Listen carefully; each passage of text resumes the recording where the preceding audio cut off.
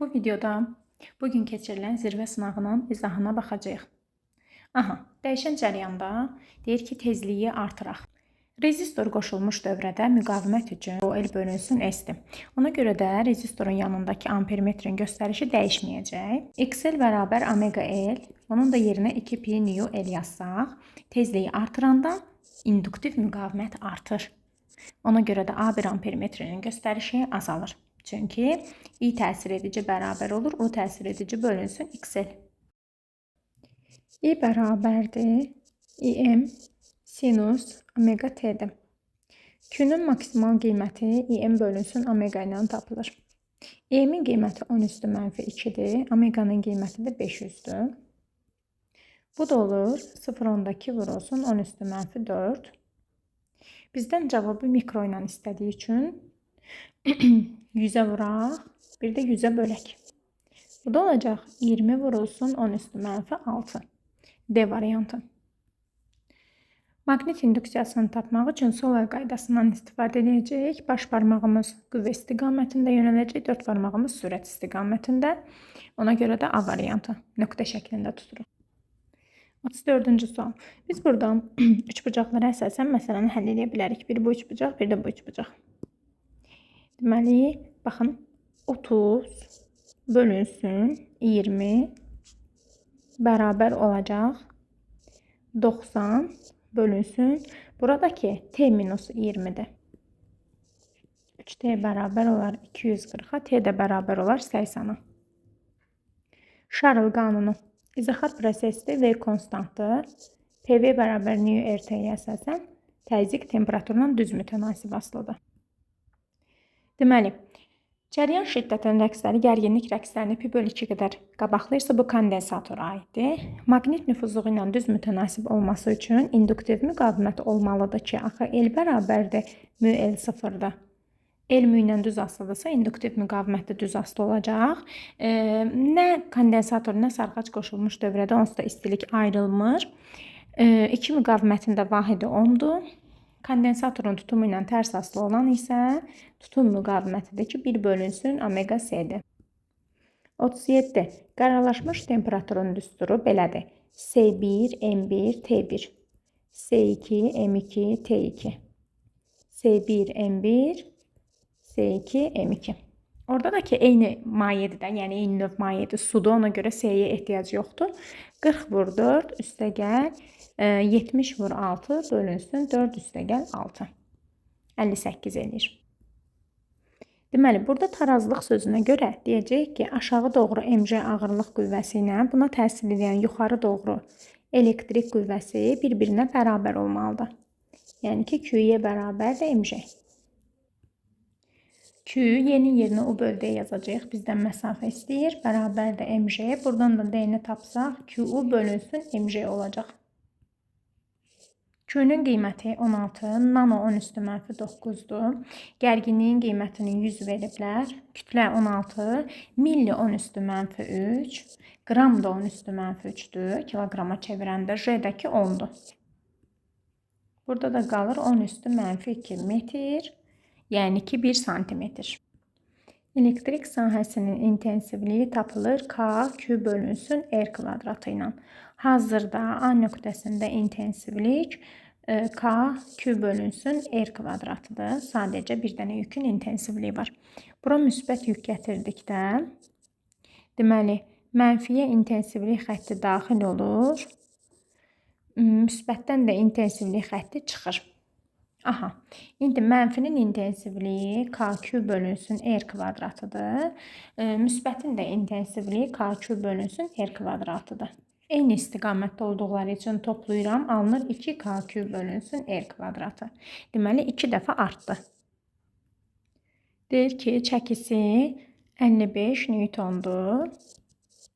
Milli Newtondur və mənfini gətirəndə mənfi müsbəti özünə cəzb eləyəcək. 35 milli Newtonla cəzb eləyir. Onda gərilmə, bax bu ikisinin cəmi olur. Axı, eyni istiqamətdə yönəliblər. Ona görə toplayırıq.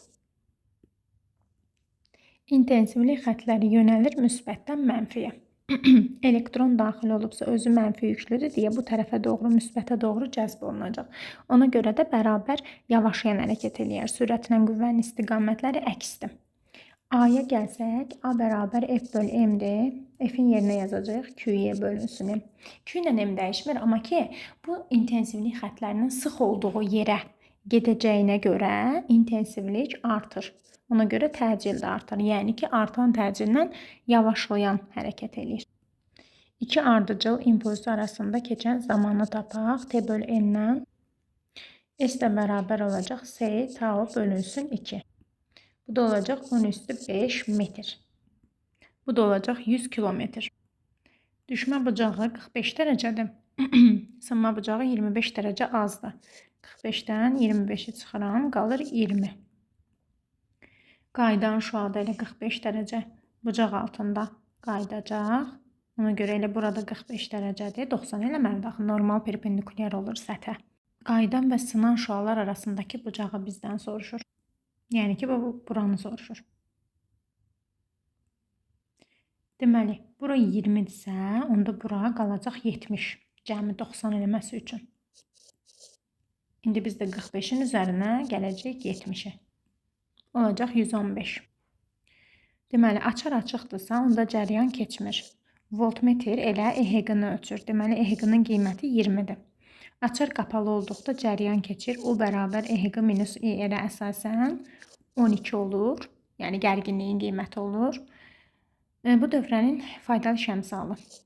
O bölünsün, eta vurulsun 100% ilə tapılır. Olacaq 60%. Enerjinin düsturlarından Q kvadratı bölünsün 2S yazacağım. Q də bərabər olacaq kökün altında 2WS. 12 çıxacaq buradan da. Sinüs alfa 0 bərabər N2 bölü N1-dir. İkinci mühit sudur. 4 bölü 3. Birinci mühit isə şüşədir. Bu da olacaq 8 bölü 9. Burada deyir ki, dövrəni qapayanda cəryan şiddəti artırsa, onda ümumi EHQ-nı tapmaq üçün EHQ-dan çıxmaq lazımdır. L delta I bölü delta T-ni. Çünki artanda onu azaltmağa çalışır. 36 minus 5 vur 4. 16 olacaq. Cəryan buradan belə axır. Bu şəkildə. Sağ əllə təyin etsək, baş barmağımız sağa doğru. Onda aşağısı X olur, yuxarısı nöqtə. Nöqtə olduğuna görə 4 barmağımızı sürət istiqamətində yönəldəndə baş barmağımız bu şəkildə alınır. Ancaq elektron olduğu üçün aldığımız nəticəni əksinə dəyişməliyik. Sağa almışıq, amma sola götürəcəyik. Aşağı doğru 0,6 Newton var. Sapın gərilmə qüvvəsini 1,4 verib. Cəryan bu istiqamətdə axırsa, amper qüvvəsini sol əlindən tapırıq. Nöqtədə əlimizin içini ekrana tuturuq. 4 barmağımız yönəlməlidir. Cəryan istiqamətində baş barmaq aşağı amper qüvvəsini göstərir. Ona görə o da aşağıdır. Və bizdən soruşur qiyməti. Aşağı doğru yönəlmiş qüvvələrin cəmi yuxarı doğru yönəlmiş qüvvəyə bərabər olmalıdır. Buradan da F amperi tapmaq üçün 1,4-dən 0,6-nı çıxırıq. O da olur 0,8 Newton. Maqnit seli Fi-dir. Onun əsas vahidini çıxarmaq üçün enerji düsturundan istifadə edəcəm. Fi bölünsün 2. Buradan Fi-ni tapsaq olur 2W bölünsün I.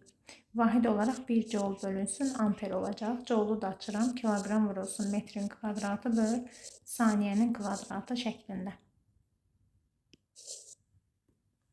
Deməli, minimumluq şərtini istəyirsə, onda 5 misillər olmalıdır delta D-də. Və Fi-də isə tək misillər olmalıdır. Bax, bu olar, bir də bu olar. Vəssalam, 1, 4, 6. Çünki maksimumda K-ya 1, 2, 3 verəndə liambda, 2 liambda, 3 liambda alırsınız. Ancaq minimumda K-ya 1 verəndə alırsınız. Məsələn üçün 1,5 liambda. Həmçinin də K'ya 1 verəndə burada 2 pi alırsınız. Yəni cüt misillər. Amma K'ya 1 verəndə burada alırsınız 3 pi, yəni tək misillər. D-ni veriblər 4.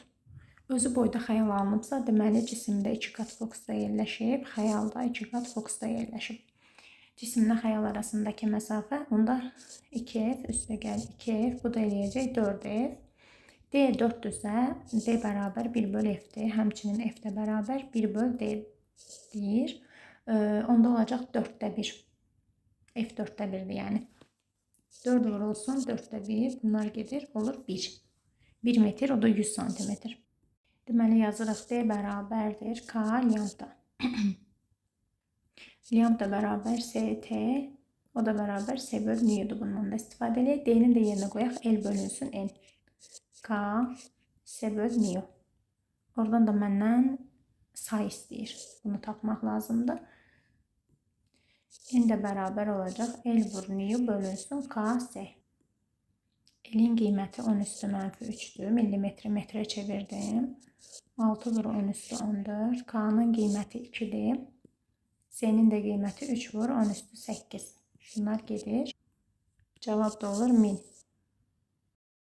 Şüalar gözün tor təbəqəsində yox, bir qədər arxa tərəfdə toplanırsa, yəni uzaqda alınırsa, bu uzaqdan görmədir. Şüalar gözün tor təbəqəsindən öndə alınırsa, bu yaxından görmədir. Uzaq görməni aradan qaldırmaq üçün uzaq görmədə uzaqda alınır, yəni fokusu çoxdur. Belə çıxır ki, optik qüvvəsi azdır, ona görə optik qüvvəni artırmaq lazımdır. Bu səbəbdən toplayıcı linzalı eynəkdən istifadə etmək lazımdır. Yaxın görməni aradan qaldırmaq üçün fokus kiçikdir, fokusu artırmalıyıq. Fokusu artırmaq üçün optik qüvvəni azaltmalıyıq. Ona görə də mənfi optik qüvvəsi olan linzalı eynəkdən istifadə etməliyik və bu da səpicidir. Aha, eynəkdən istifadə olunur. Normal göz üçün görmə məsafəsi 25 santimetrdir. Bu bərabər IR. İ'nin yerinə Q böl T vur R yazaq. Q'nün də yerinə N'ye yazaq. N'ye bölünsün T vurulsun R. N'in qiyməti 15 vur 10 üstü 20'dir. Y'nin qiyməti 1,6 vur 10 üstü mənfi 19'dur. 2 dəqiqəni də saniyəyə çevirim. R'də 8 olacaq. 16.